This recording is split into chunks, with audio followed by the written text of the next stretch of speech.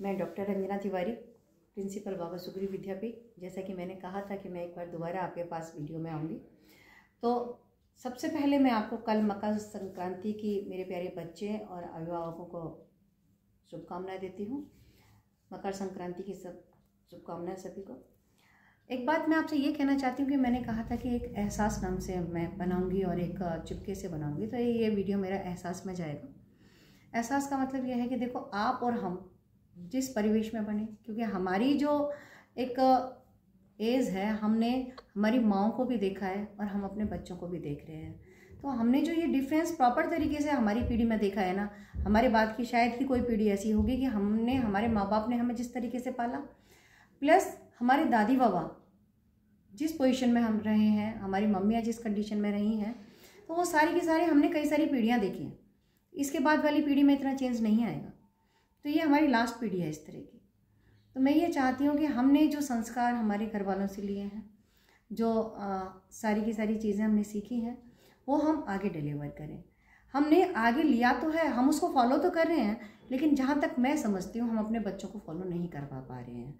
तो क्यों ना इस अच्छी तरीके से इसकी शुरुआत करें और अपने घर से कहें। कहते हैं कि कोई ना कोई बात नई शुरू करते हैं या नई शुरुआत करते हैं तो अपने घर से ही शुरू करनी चाहिए। तो आप और हम अपने घर में हैं, मैं चाहती हूँ आप सब मेरी फैमिली के मेंबर हैं, तो एक घर से ही शुरुआत करते हैं।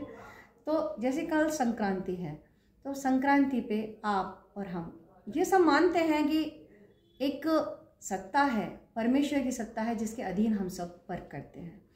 तो हम उसको किसी भी रूप में माने, ईश्वर के रूप में माने। एक ईश्वर है जो पूरा चला रहा है, उसके अकॉर्डिंग हम चलते हैं।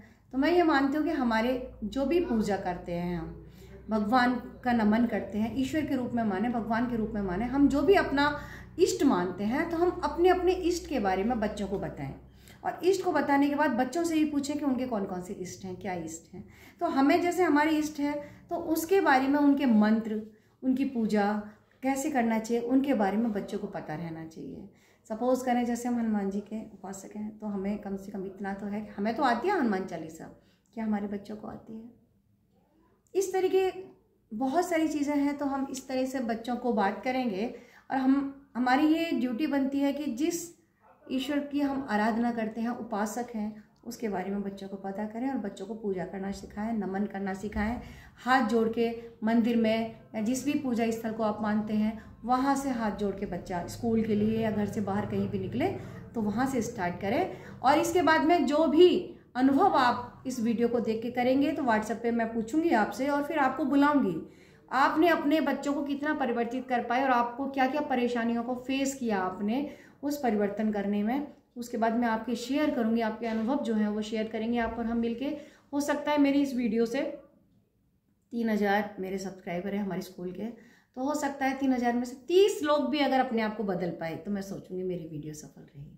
तो केवल परिवर्तन के लिए आप और हम मिलके काम करेंगे, और मैं थोड़े दिन बाद फिर पूछूंगी, तो आप एक बार कमेंट करिएगा।